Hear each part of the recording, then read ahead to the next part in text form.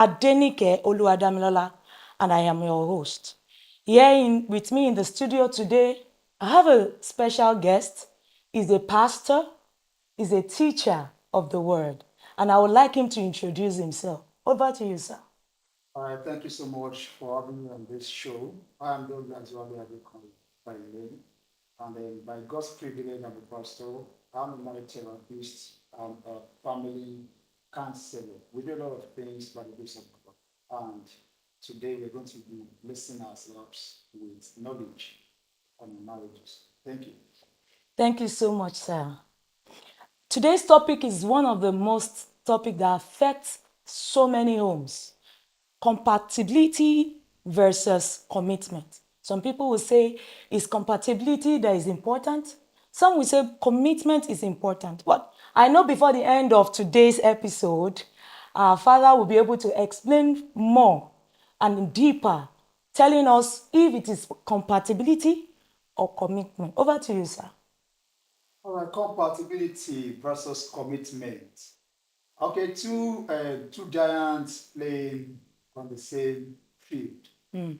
Compatibility can be seen from the angle of the foundation. The commitment aspect would be seen from the angle of the building and the maintenance of the structure. So, by virtue of these two giants, none is less important. But when we discuss, we're going to see why one is much more important, because that one will cost us work. So if your marriage is going to work, you need to do a lot of work. That is commitment. Compatibility has to do with bonding between two people. Okay, sir. When we talk about marriage, we're talking about the union between a man and a woman, not otherwise. So scripturally, that's the standard that God gives to us, and that is what we teach. That's what we preach about. So compatibility is the bonding between a man and a woman who has a goal of living together for the rest of their lives, not just for a while, catching cruise and eat and run and the rest of them. So what we are looking at is the area, the focus is marriage. Now we're addressing in this meeting the married ones, we're addressing the singles that are coming into marriage. Yes, sir. So many of us who are married today did not check the area of compatibility. So we entered into marriage based on the container, looking at the physical appearances. Okay, this person is educated, this person is beautiful, this person is handsome. It's really, when you ask ladies, they want men with six packs, with bird, and the rest of them. And those things are not compatibility driven. So compatibility has to do with the area of personal interest. What is the interest of this person? Which area of life is he interested in? It talks about the personal values. What are the driving values of the person I want to settle down with? It also has to do with personality traits. What is this person representing? Okay. So those areas are very, very vital in marriage, because this is the person you're going to live with for the rest of your life. And you will discover, like I used to tell people, naturally we are pretenders. It's not because we want to pretend, but because there are certain traits in us that are not open, they are not manifesting, because the atmosphere for them to manifest has not come. Yes. And that is why we tell people that if you are courting, find time, discuss, have conversations, deep conversations that will make you see the person you are going to live with, and it is unfolding by time. So when we get to that point of compatibility, it may be from the angle of let's say maybe 30-degree, 40-degree, 50-degree, because you're not going to know this person completely. We keep knowing each other. Even when we grow old, we still keep knowing each other. Yes, so at a point in time, certain things will happen, and then you will see this character coming from this person or from you, and you will sit down later and ask yourself, Was Is I the this person me? that behaved this way? Exactly. And then you'll be, no. I never expected I married a person like this. Yeah. So it is unfolding. It is the atmosphere for those traits to come. But you have seen a little of it. So you should expect that at a later time, you can see further. So that's compatibility. Now, we can come on board at that point where we think, okay, I think I'm good to go with this person. And then the way to keep the marriage now is the building and sustenance. And that is where commitment comes in. Commitment has to do with investment. I'm not talking about monetary investment now. I'm talking about, because marriage has to do with a lot of emotions. And if you are not emotionally intelligent, you will discover that you will crash with no time. So commitment has to do with investing yourself into the marriage journey. Making up your mind that whatever it is, we are ready to pay the price and we die here. We live here. So even when things happen and you feel, no, I want to leave, you will remind yourself, no, I've signed for life or death, we die here. You know, sometimes I used to, when we do joining in churches for marriage, I used to wonder, for good, for better, for worse, so I wondered, why did they come up with this? Well, I came to discover that there are worse times in marriages that the only thing to keep you is your commitment, not your compatibility. At all. But sometimes you say, no, I don't think I want to continue with this. But with commitment, you can still walk it over and still come out better.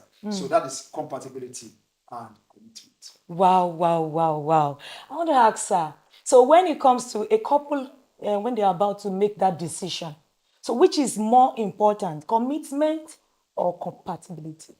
Both. Okay, also. Okay. The compatibility, like I said earlier, is the area of the foundation. Okay. You will not say because you want to build a house, you don't want to buy a land. That is marriage. So for you to build a house, you need a land. You will not import the building and just place it like that. You need to dig foundation. And that's compatibility. That's the area of checking your drive, checking your emotional stability, checking your maturity. I tell people maturity is not about age. Maturity is about your ability to live, understand, work with other people.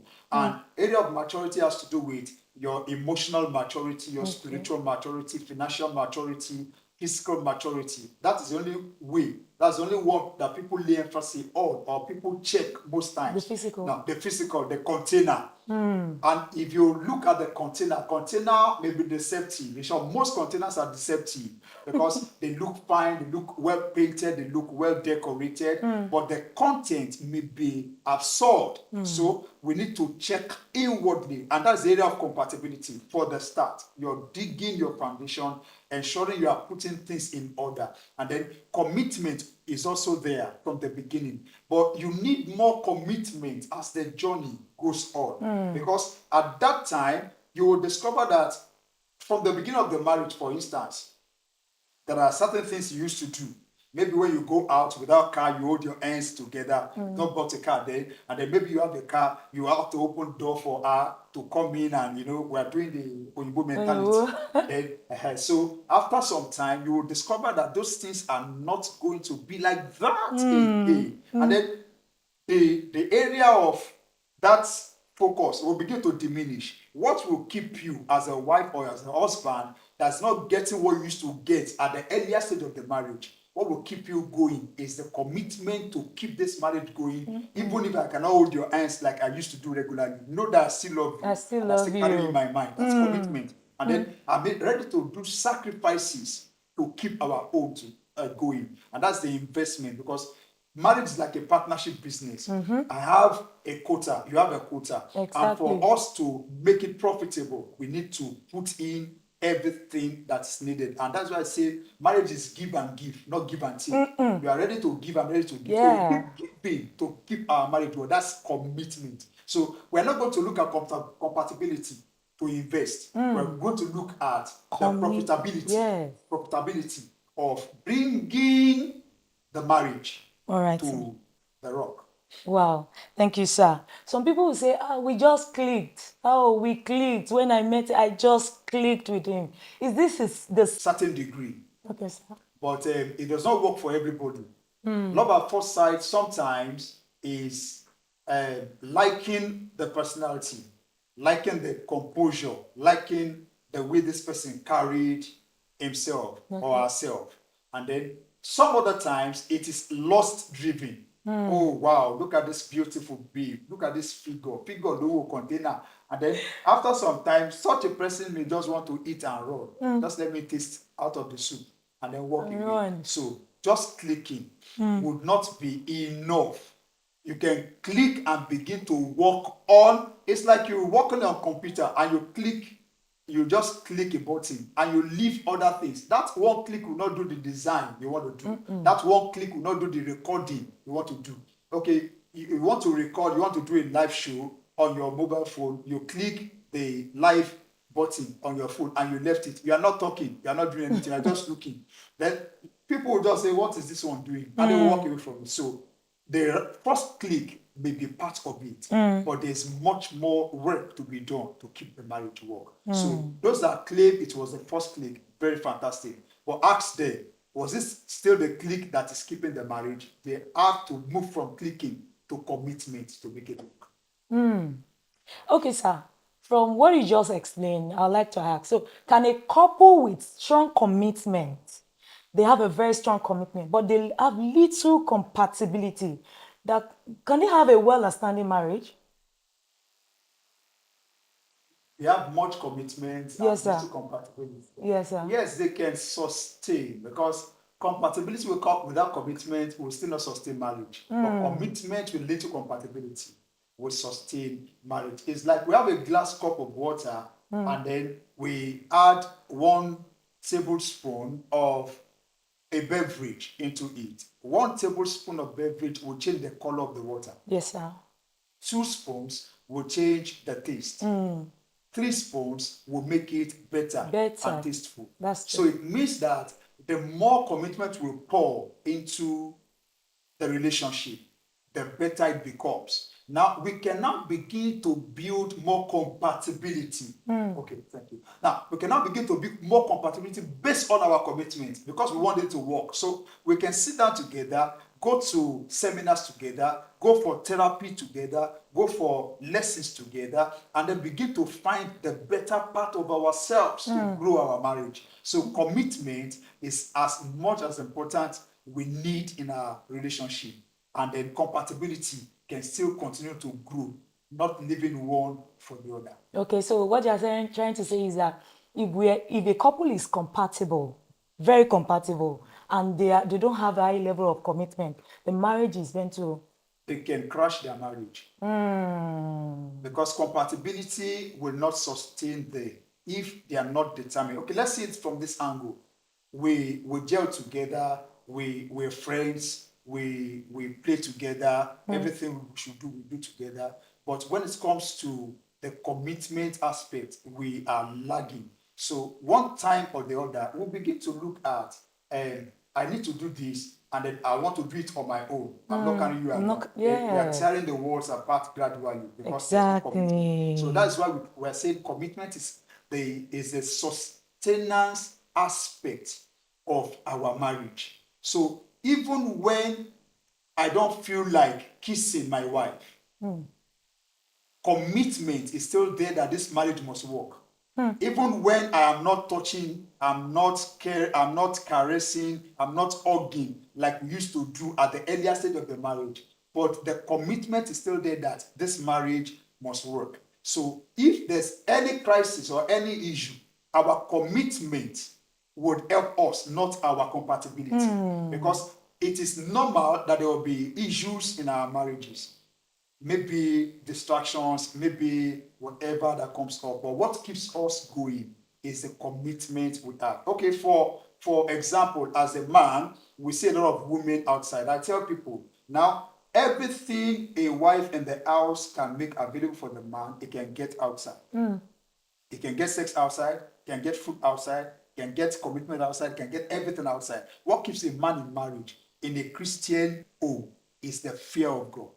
We see a lot of women. Okay, some women are not, they are so hard on their husbands at home. They are not so romantic and the rest of them. And then we see the man that goes to office. We have people that will hug them, and but how many times they want to hug and leave, and then that person, the only thing that keeps him is the commitment to, I'm committed to my wife. So there's nothing you want to do that drags me out of it. That's commitment. But if it's compatibility, I can be compatible with 10 people. That's the truth. Because I will find what I want in people. Yeah. Now, sometimes, I don't know if you have come to that point that, imagine, bro, mistake will show you can't meet a fair or my friend. Because I'm now seeing some other things that I love in that person that I didn't see at the other point. But what keeps me in that marriage is commitment. Now, okay, even though I'm not seeing these things, the little I'm still getting, I'm committed to keep this marriage. That's commitment. Wow. Here we die together. So if my wife says something, when you are not going anywhere, we die here. Even if the wife is not saying that you are not going anywhere, we are married and we are married till death do us part. So we stay here together. That's commitment. Okay, sir. This thing is very rampant. It's very common. When you guys started, couple starts relationship, and along the line, the gish gash travels. And it becomes like a business stuff. You hardly hug, you hardly kiss, you hardly, the guys, the man hardly say I love you. Even if the wife is always I love you. Men are like very rigid and all. No, it also the women also do it too. They are rigid. Very, very, very. There are many of you that are rigid. Sometimes you tell there are some women when you tell them I love you. Oh, what is I love you? That we have people like that. And then, unfortunately, for Christian homes, we have issues. We have a lot of people that has issues in their marriage. Yes, but everyone is covering up, and we are dying in silence. And that is why some of us that are in the marriage ministry have to put in more effort. Unfortunately, they are not ready to still learn. They are not ready to open up. Tell them to go see a therapist, a counselor, they will tell you they are not interested. So they keep dying in silence. But we pray that the church will find a way of helping, bringing these things to their face in regular services so that maybe we can be of help to some of this. But I know for sure that there are so many homes that have issues. About the therapy, a lot of people see, if you tell some couples to, see a therapist, oh yeah, well, no, this, that. Please, can you say much more about it? Okay. You see, the African mentality keeps us down, and we feel it's only somebody that is sick or somebody that has mental issues that needs a therapy. There's this emotional aspect of our lives that many of us do not really care about. And when we talk about commitment, we have commitment emotionally. And then once we are not emotionally committed to our marriage, we can break off with time. That's why we see couples that are living like a landlord and tenants or co-tenants or cat and dog in the house. When they come to church on Sunday, we celebrate them, Pastor and Mrs., Mr. and Mrs. But deep down, we know that they are not really, they are just a caption, Mr. and Mrs. They are not, they are just like man and woman living together. So therapy is a way of helping us find out the issues we have. Now, the area of, for instance, we have read about love language. They'll say understand your spouse love language and the rest of them. And in one of the courses I did, we discovered that most of these love languages generated were a result of the lack that people had while they were growing up, and they now made it a compulsion that the spouse they want to marry must make available for them. So what your parents could not give you, you want it by force. And then we need to first deal with you, the you inside of you, to come to realize that you needed these things, but you missed it. So the only way to get it is to submit yourself, to realize that, okay, I had issues in this area and I have to correct. So, but many of them will not agree. I was telling somebody was saying some things a couple of time ago, and I said, "You are traumatic." She said, "No, I'm not traumatic," and the rest of them, and I laughed and I kept quiet. Because she had been abused, she had been messed up, so much had happened to her, and then she had already seen a therapist some time ago, but the reflection is still in her behavior, in her speech when she talks about. So she believes that your marriage, your husband can still go and marry another woman, because she had been through those pains, and then she's telling somebody else, "Prepare your mind, you don't believe It any can man mess that up. it can happen to you anytime." It is trauma. So such people need therapy. So it is not for, so those of you watching us, it is not until you have mental issues, because once your emotions are having issues, it will affect your mental stability, your mental health, and Exactly. before you know it, you begin to go the other way around. So therapy is not for sick people alone, it's for people that have issues in their life that needed attention. Please find time, see a therapist if you need to, and don't you see, sometimes they'll say it's a wife that needs this. It's a, oh no, the two of The you two. actually need to see a counselor or a therapist to help you with certain issues. I'm not talking about pastors. Pastors sometimes, we are we have this commitment to, okay, God will help you. Okay, let us pray. Let us, no. Therapists will tell you we're not so. As I'm seated now, I'm not talking as a pastor, I'm talking as a therapist. As a So if you therapist. need to see a therapist, you open up, we need to discuss, open up this issue and tell you, okay, this is what is wrong with you. Okay, what would you like to do with this situation? What is your decision? So a therapist will help you find what is wrong and what you need to do. You will decide and you will take steps, and you will discover that there will be changes over time. Thank you, sir. While you were talking, I was just thinking. So, what role does faith play in balancing commitment and compatibility? Okay, faith is important because marriage is spiritual, marriage is emotional, marriage is physical. Most times we consider the physical aspect of marriage, Okay, sir. leaving out the spiritual and the emotional. And then as humans, we are spiritual beings, we are emotional beings, and then we are physical. And for everything that happens in our physical, it has taken place in the spiritual, and it affects our emotions. So for us to be able to deal with those issues, we have to consider this area. So faith has a role to play.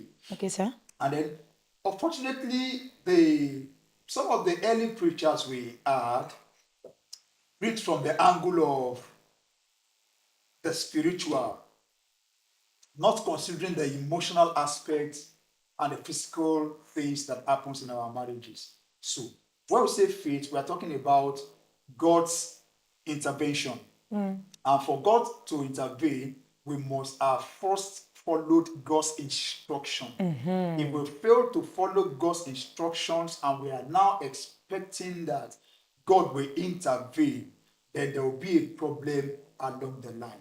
So faith tells us that marriage is God instituted. Yes, sir. And if it's God instituted, God has the manual of marriage. So if we follow the marriage pattern based on the way God gave us, there will be less problem. But because we are human, we have tendency to create problems for ourselves, and then we need to solve the problem. So faith will help us in that perspective to bring in God on the center of the marriage. Now, when God is the center of the marriage, we have the little flaws of humanity that comes in. There we need the knowledge of God and the availability of resources around us. Now, we cannot compare marriages because, we compare, we say, because my marriage is this, your marriage should also be. No, because we are different personalities. So, but we can pick lessons from this marriage and look at how workable it is in our own marriage.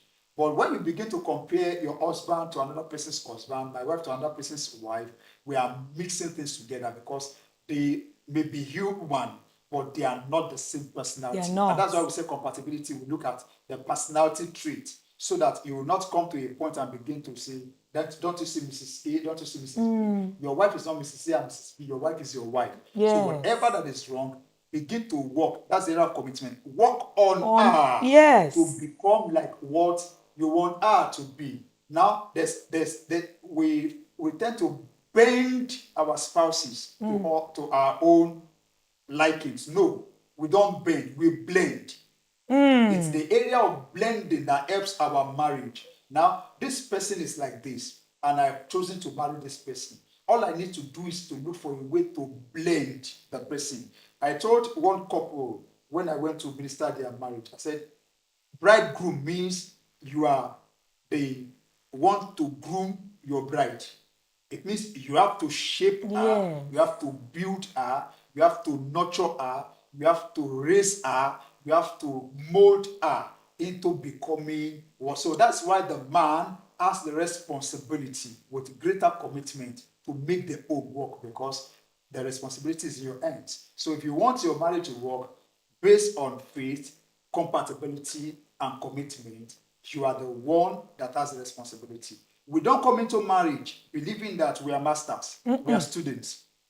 That's another area. Yes. We come and say, she should know what to do now. He should know what to do. The moment you begin to think that he or she should know, then we are having issues. Yes, we are coming in as fresh students. Yes, sir. And God is the master. So both of you are students and you are teachers. So you'll be teaching yourself to grow. Oh, what you did, I don't like it. Okay, no, I don't like what you did. Can we do it this way?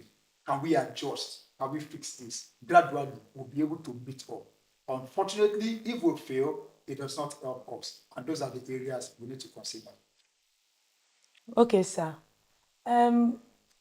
We have a question here. Okay. Sir, I see that you are wearing your wedding ring.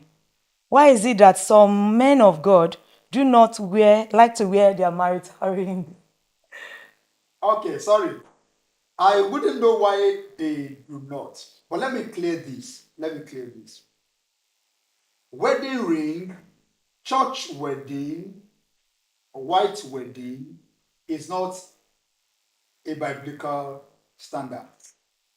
White wedding or church wedding is an imported tradition. Okay. There was no place in the Bible that we saw them come to the temple, do wedding, and use band. So we imported those ideas from the white man's tradition. It was that tradition that is sold to us as part of faith. Okay. And because we took it, we abide by the guiding rules. Now, the other aspect of wedding bound is when you go to the registry, the legal marriage. We also have this as a sign that you are taking. So when we wear this, it means I am off market. So I'm not tradable. You cannot trade me again. You cannot purchase me. I already have a wound. So for those that are not wearing it, I don't know why. But it's clear that a lot of things are happening with a lot of people that time will not permit us to. Maybe in other editions, if time will permit us, we'll check those areas. But they have liberty to either wear it or not. We have people who ask their wedding band and still they still flourish around, they still mess up around, and it doesn't cost them anything. And we have people that doesn't wear them, but they are committed, fully committed, fully to committed. their marriage. So it will not be a yardstick to say those people that are not wearing it are they are committing offenses, and those that are wearing it are the saints. No, it doesn't make us saints, it doesn't make us sinners. So they have the liberty to either wear it or not. But if I join people and I use wedding band to join them in churches, then I should also wear mine if I'm married legally. But the original wedding that the Bible attested to in John chapter 2 was the wedding, the traditional wedding, the engagement, or whatever we call it. I hope I have answered your question. God bless you. Okay, sir. Another question here is, you said that a white wedding is not biblical. What is wedding then? Without the white wedding, most people would think you are fornicating. Most people would think you are fornicating without the white wedding. So can you explain, sir? Okay. Like I said earlier, the white wedding is the white man tradition. If we follow, if you are a Bible scholar, if you check very well, from the OT to the NT, there was no place anybody went to the church. I'm sure there's something like church, they have the temple. Remember when Abraham told Eliezer, said, go to my father's house and marry for my child, my son, a wife. And he made him swear so that he will not just pick any woman along the way and come back home. And Eliezer went, and when he found Rebecca, went home with her. She saw the signs she wanted because he also prayed and saw the signs.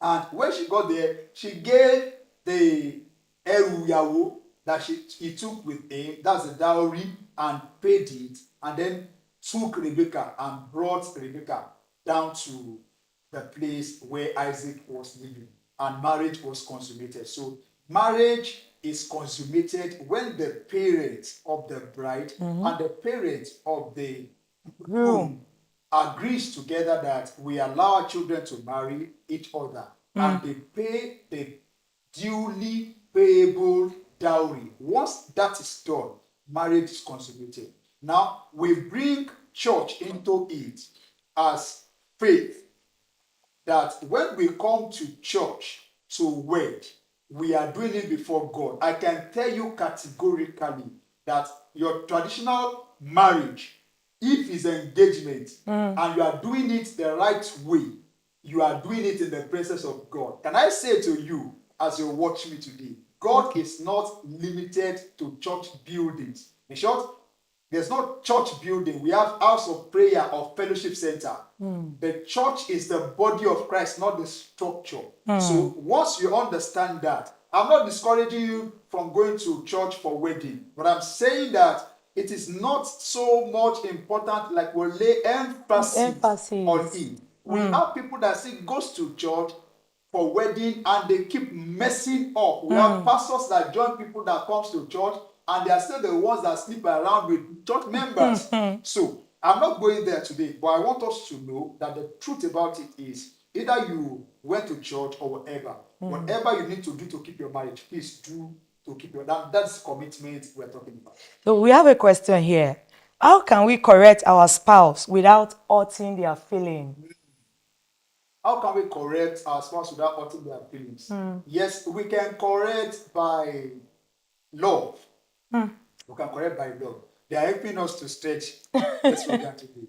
I hope it's been a blessing to them, and that's why it's important. Now, how do I correct my spouse without hurting their feelings? Sometimes we are going to hurt our feelings because the person you want to correct must be able to understand that I've done something wrong. If I do not admit that what I did was wrong, any correction will be like lashing on me until I come to understand that, okay, what I did was actually wrong. And now it's part of the commitment as we grow on. Now, there are ways you can tell somebody what the person has done is wrong and it will not be lousy. For instance, I came home, I just came from somewhere and I met this place messed up. And the next thing I do is to begin to shout.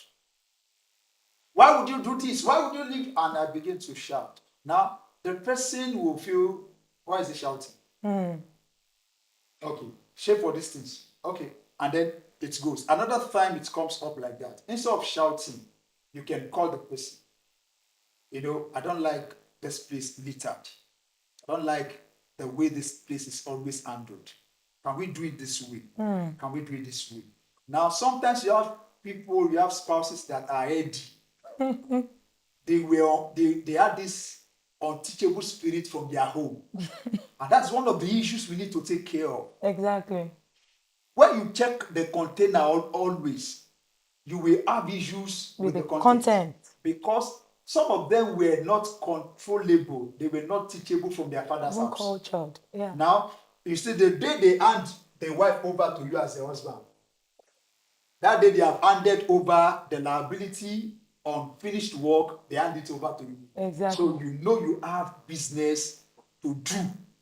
And when it comes to that, the only way to have peace of mind is that you learn to pass your message without noise.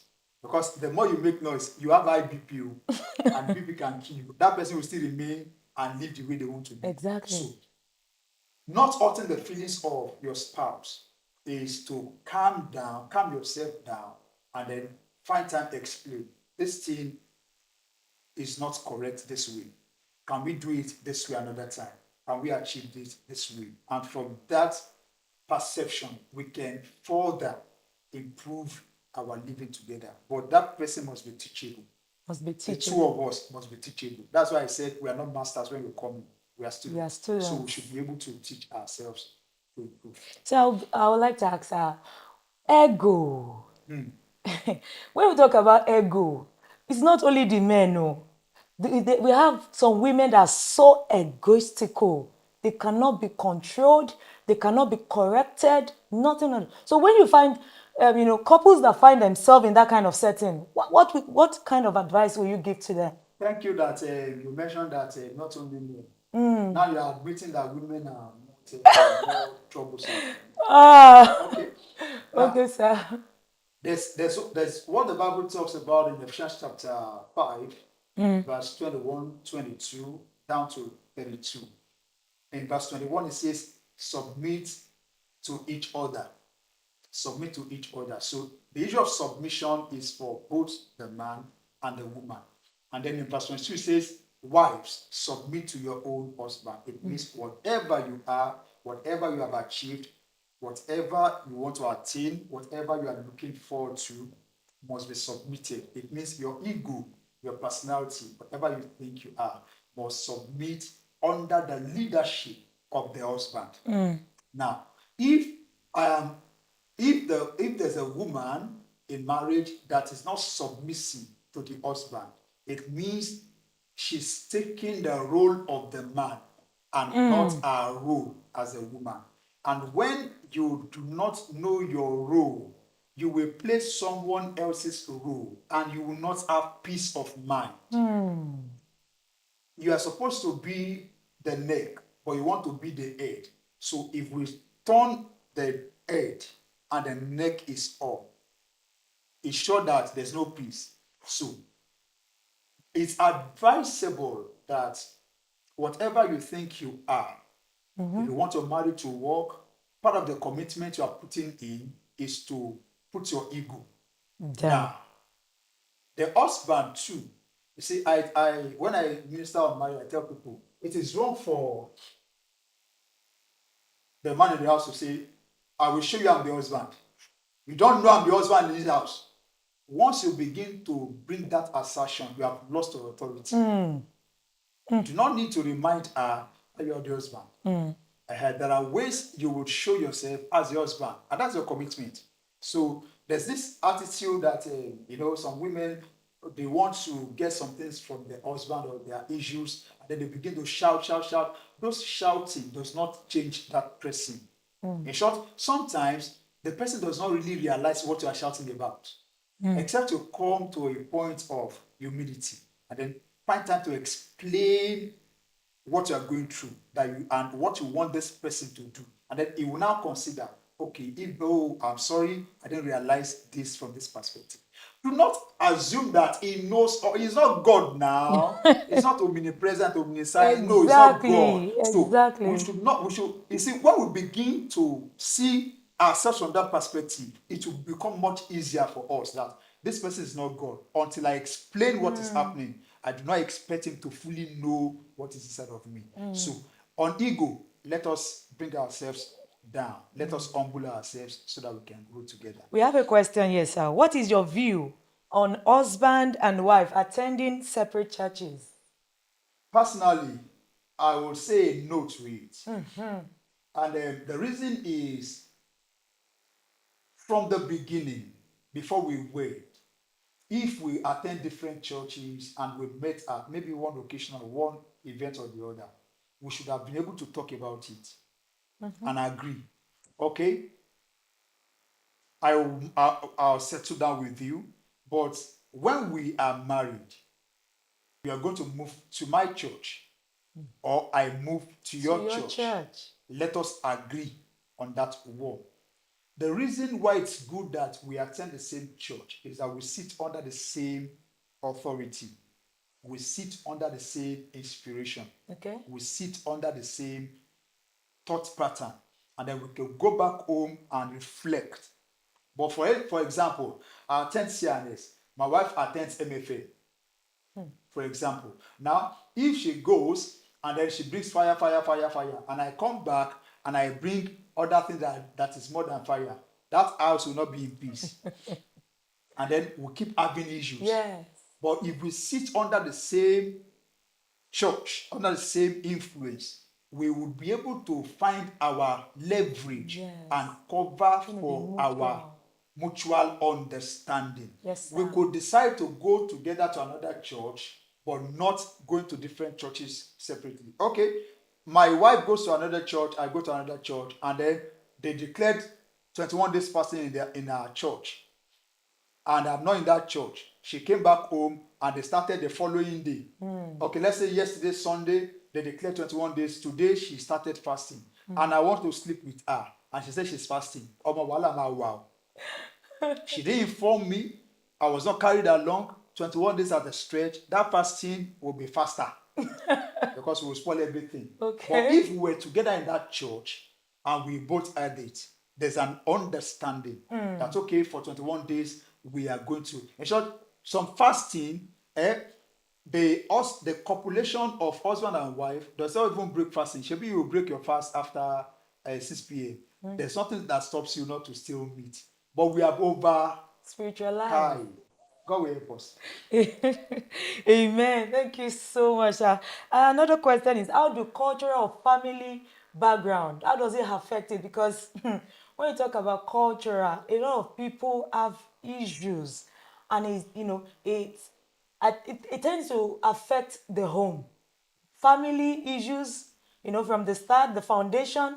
So when you counsel a couple that has that kind of issue, how do you, advise them? Okay, the first area we should look at that we often ignore is that we bring our backgrounds into our marriages. And it's wrong. It's wrong?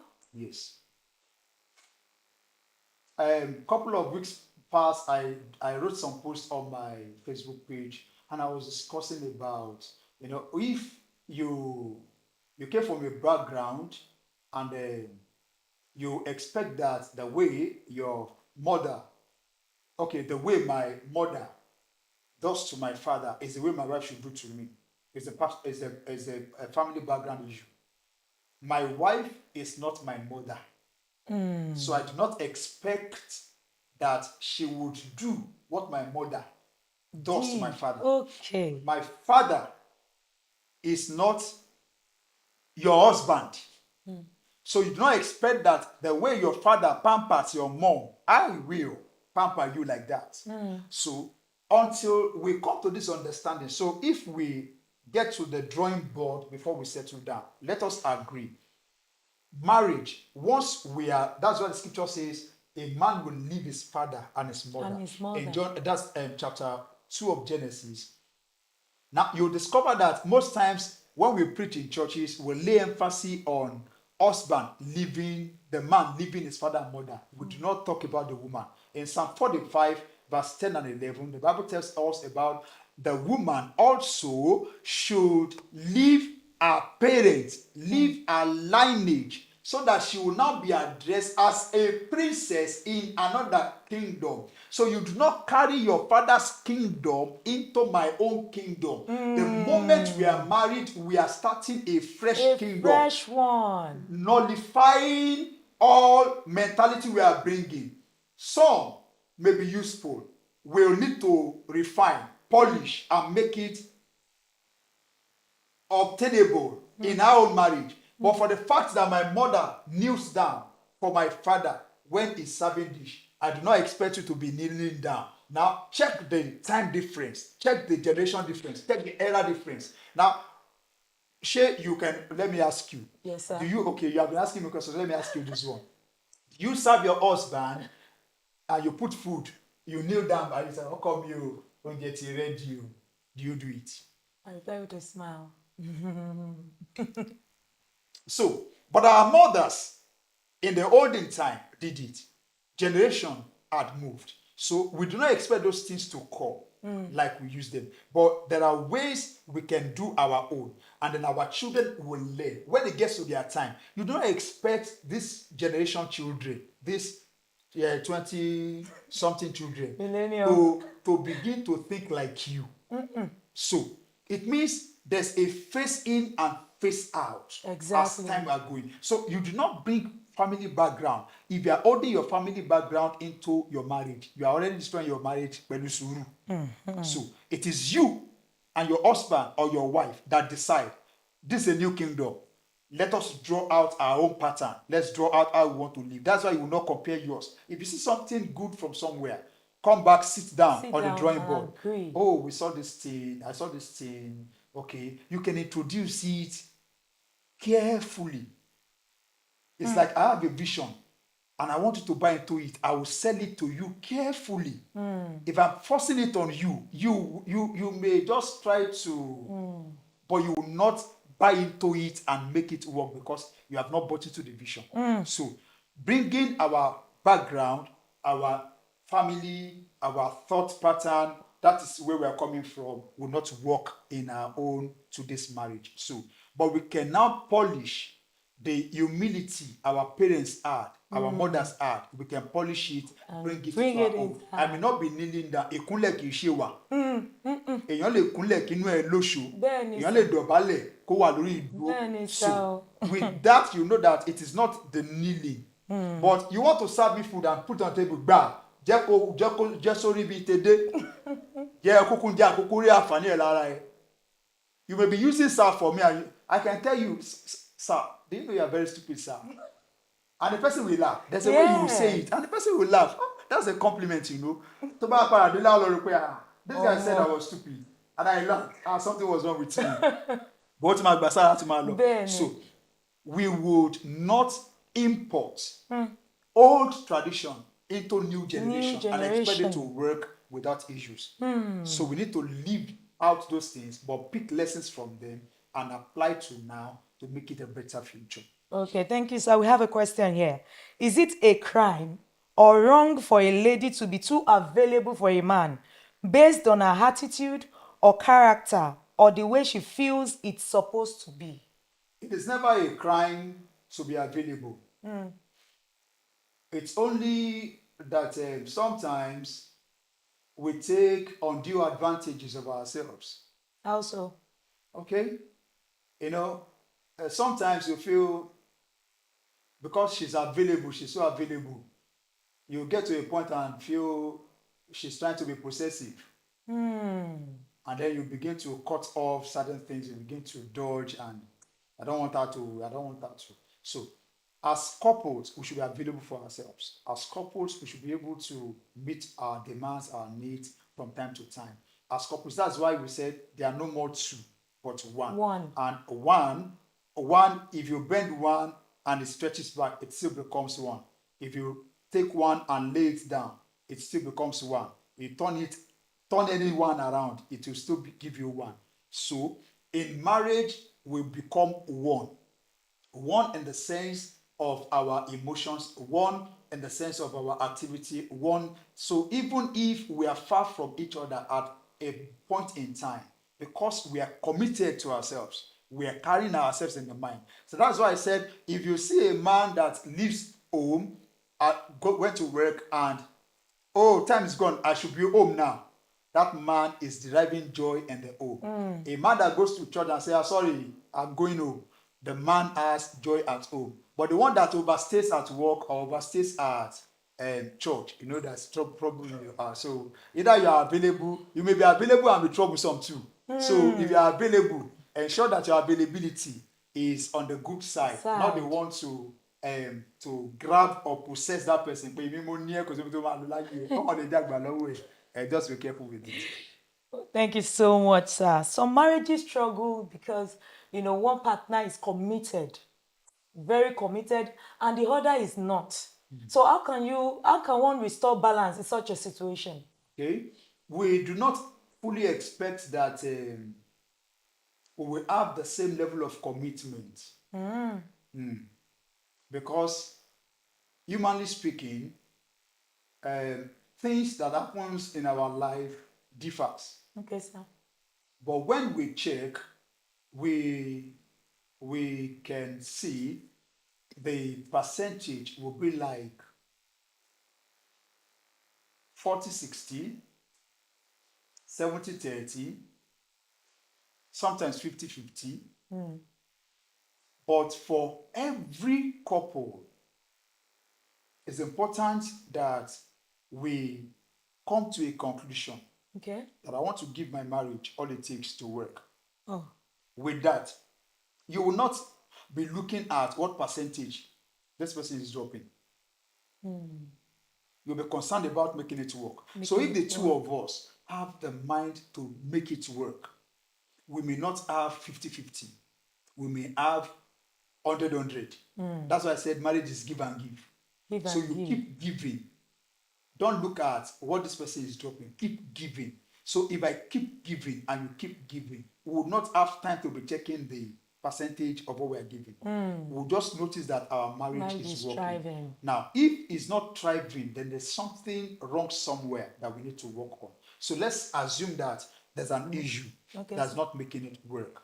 Then we need to look at,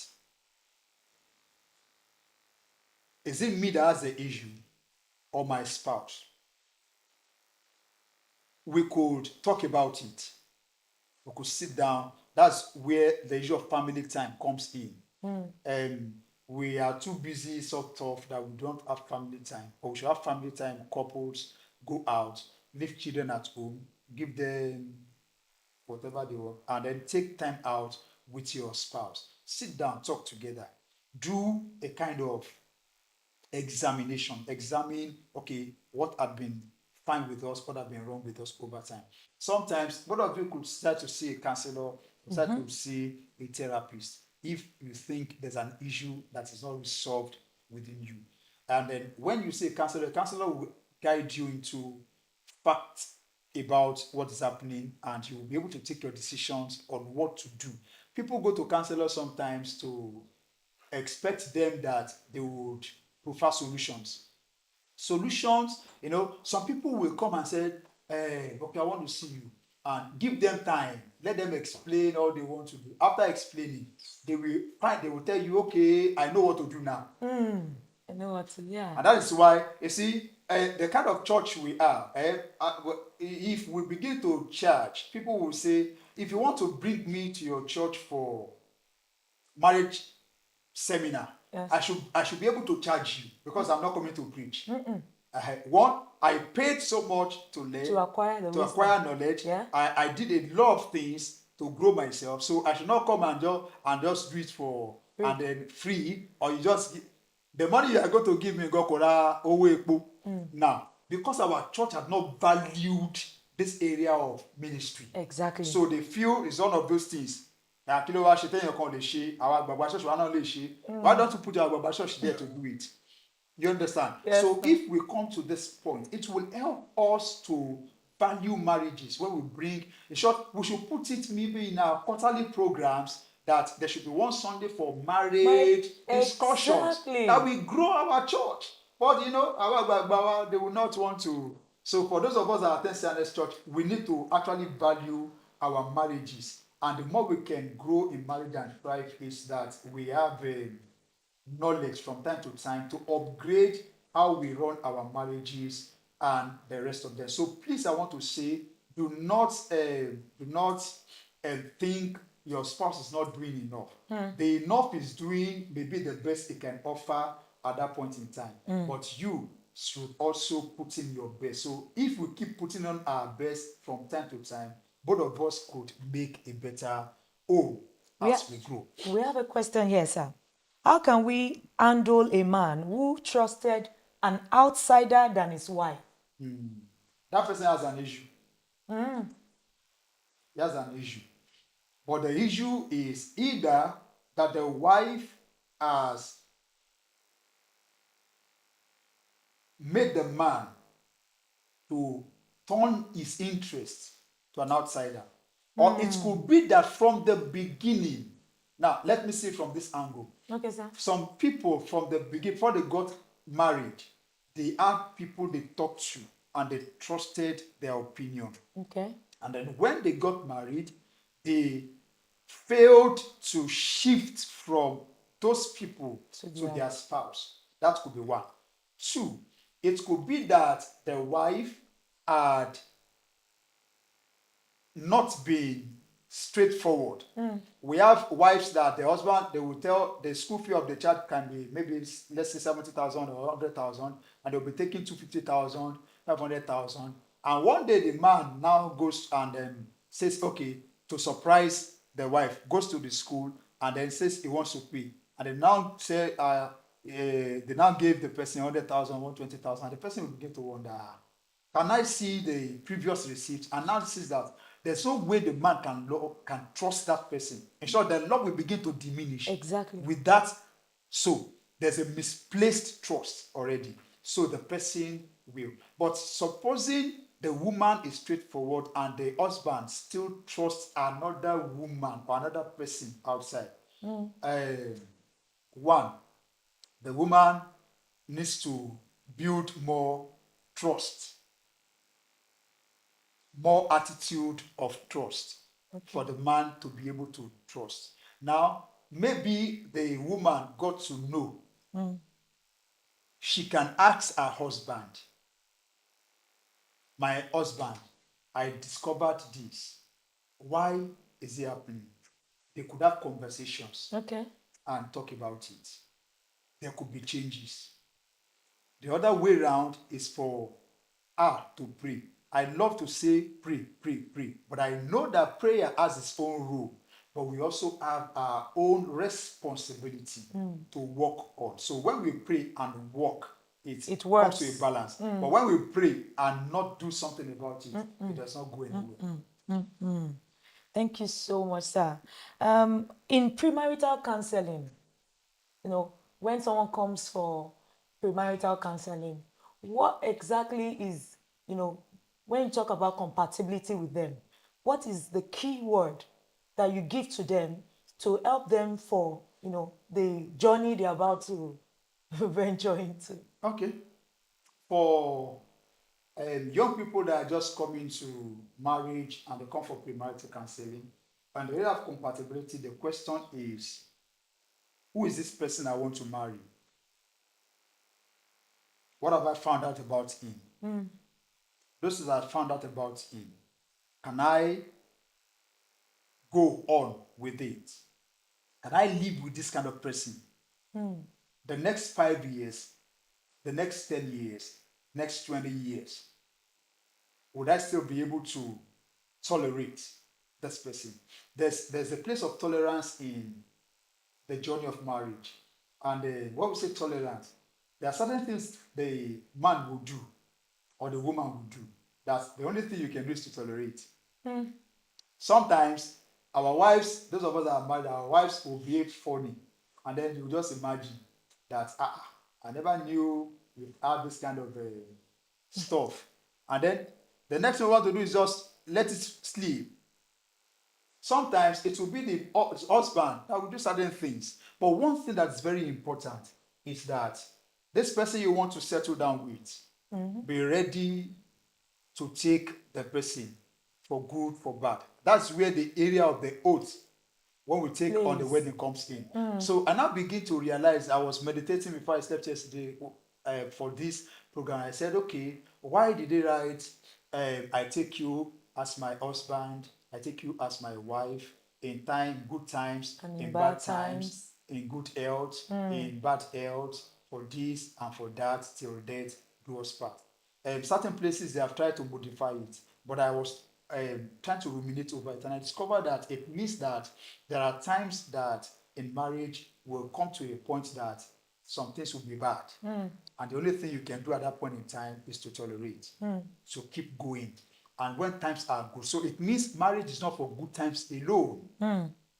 So if I am entering into marriage as a single brother or a single sister, you should know, I'm saying it categorically, and I should know that once you are settling down to that marriage, you are going to stay put there.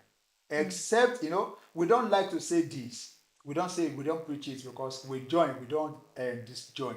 So, except when your marriage has entered into the crisis where there is beating, molesting, Violence and all. threats, and the rest of them. At that point in time, what I tell people is take your decision. Nobody. You see, as a pastor, I don't tell people, if you come and say pray, I will ask you questions. This person, how long have you met him? What do you know about him? Have you concluded about him? If anything happens, what will be your stand? So make your decision. If you say it's good, good and right are two different things. Prophets will tell us it is good. Ọ̀nà wa ń bẹ ó dáa, àárọ̀ dáa, ọ̀sán dáa, alẹ́ dáa. Bó ṣe dáa tó yẹn, òjò máa rọ̀. Okay, for instance today, rain fell in my area. There was no rain in this area. So certain times, rain will fall and beat the man. And he comes home, you see his clothes wet. And he said, lie, I don't trust you. And rain actually fell. Yeah. So it means that in the reality of life, for the part that is good, one, does not mean it is right. Something may be good and not right. So if you say this thing is good, ask further. Is it right? Right means it's God's will. God's will may not be your own likeness. But if it's God's will, it is right. Even if it's not looking fine today, it's going to look much more better tomorrow. So I want to encourage all young people out there that are coming to marriage, please sit yourself down, take your time, find out about this person you want to settle down. Don't allow love bombing. If you are too good, you want gifts. You are looking for a man that will, maybe another time we'll talk about that. God, give me the person that will carry my body. Is an error. That is not the plan of God for you. God did not make you a parasite to come and shop somebody and shop the person down. Exactly. No, it's a wrong prayer. Maybe another time we're going to talk about that. So if you are the kind of person that's expecting a man that will carry your body, you will see one, but you will not know peace.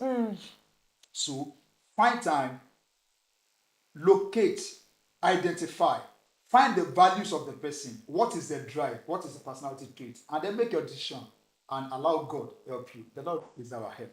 Thank you so much, sir. It's been a very interesting one. Finally, Pastor, there are a lot of people that are going through challenges already in their home. The compatibility level is 0. And the commitment has dropped a lot. So how can you advise them? How can you, encourage them? Okay. Number one is, if there's anyone watching us in this category, you actually need a therapist. The two of you, not one, the husband and the wife, so that we could go back to the basis where things started falling apart. Once we can discover that, we can begin to draw hope and begin to work on ourselves. It is possible to reignite the fire again, that is very sure. But we must be ready to work together with our therapists to make it work. And that is one. Number two, prayer is also important. If you are couples that does not pray together, you will live apart and you will not go together. So you should begin to pray to God to open your eyes of understanding. Sometimes it is our character that drops the compatibility and the commitment. If you have characters that are not godly and you are frustrating your spouse one way or the other, the trouble will keep on going. So find a therapist. You are going to pay. Therapist does not take free. You are going to pay. But you must also be ready. 1 hour is money. They will charge 1 per hour. So if you want to talk for 5 hours, it is not their problem. It is your own palaver. Be ready to pay your money and be ready to work on yourselves, and you will discover that over time the marriage could pick up again. The Lord is our help. Thank you so much, sir. Wow, this has been so interesting. And I know that our viewers out there, you've been able to pick 1, 2, 3 things from today's episode. I want to say thank you, sir. Thank you. We appreciate you, sir. And we have a token for you from Ma. the CEO of Seraph TV and Vineyard Media. Thank you, sir, for coming. All right. On behalf of myself, my family, my ministry, I want to appreciate um, Seraph TV, Vineyard Media, and impressing the CEO of this wonderful conglomerate. You are doing good. We appreciate what you are doing for the body of Christ, and we pray the Lord will keep strengthening you. We also appreciate everyone behind the scene making this work. We also appreciate everyone who are taking time to watch this program. You will help us by sharing this to get to other people and ensure that you always watch the episodes of Love Seat, Abby. Yes, sir, the Love So Seat Show. you see the seat is love in shape. So please watch episode of this and your family will get better for it. God bless you. And God bless our host. Thank you for having me on this show. Thank you, Thank you sir. so much. God bless you. Thank you for joining me on the Love Seat Show. And I pray that your relationship be guided by love, strengthened in faith, in the mighty name of Jesus. Remember, real love, God's love, never fail. I'm signing out. Catch you on the next episode. God bless you. God bless you. Thank you.